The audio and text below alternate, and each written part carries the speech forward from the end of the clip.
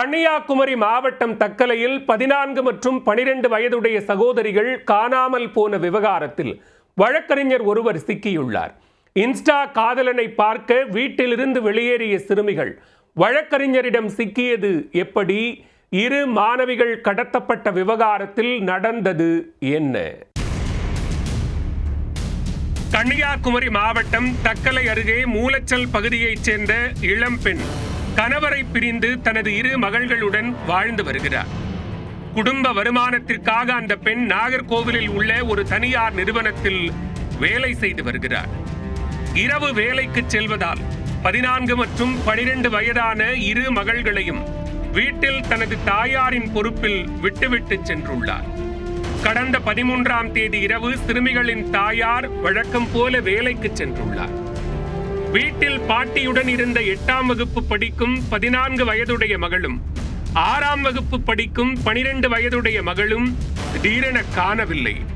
மகள்கள் காணாமல் போனது குறித்து பெண் கொடுத்த புகாரின் பேரில் தக்கலை போலீசார் வழக்கு பதிவு செய்து விசாரணை நடத்தி வந்தனர்.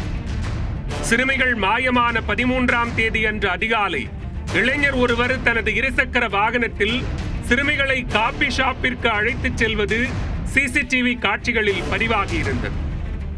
சிசிடிவி காட்சியில் பதிவான நபர் தக்கலை அருகே இலுப்பக்கோணம் பகுதியைச் சேர்ந்த அஜித்குமார் என்பதும் இவர் சிவசேனா கட்சியில் மாநில பொதுச் செயலாளராக இருப்பதும் தெரிய வந்தது.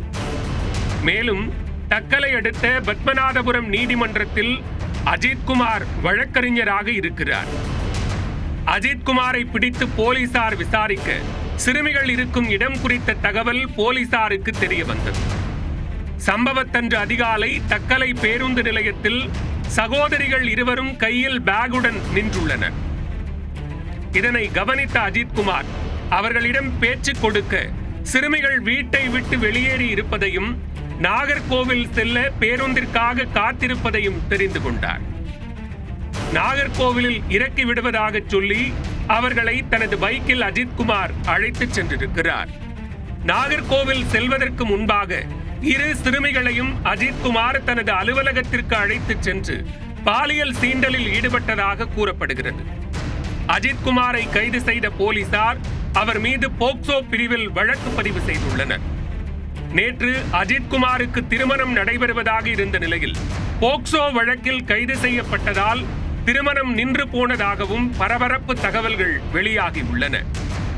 இதனிடையே சிறுமிகள் இருவரும் இன்ஸ்டாகிராமில் பழகிய மோகன் என்பவருடன் சேர்ந்து திருநெல்வேலி மாவட்டம் அம்பாசமுத்திரம் பகுதியில் ஒரு லாட்ஜில் தங்கியிருப்பதை போலீசார் கண்டறிந்தனர்.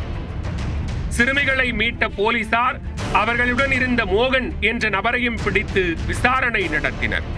அப்போது இரு சிறுமிகளிடமும் லாட்ஜில் வைத்து மோகன் மற்றும் அவரது நண்பர்கள் பாலியல் சீண்டலில் ஈடுபட்டது தெரிய வந்தது. இன்ஸ்டாகிராம் நண்பர்களை நம்பி வெளியே வந்த இரு சகோதரிகள் 3 நாட்கள் ஊர் சுற்றிய நிலையில் 4வது நாள் போலீசிடம் சிக்கியுள்ளனர். 14 மற்றும் 12 வயது சிறுமிகள் வீட்டை விட்டு வெளியேறி பலரிடம் சிக்கி பாலியல் சீண்டல்களுக்கு உள்ளாகி தற்போது மீட்கப்பட்டுள்ள சம்பவம் அனைவரையும் அதிர்ச்சி அடைய வைத்துள்ளது.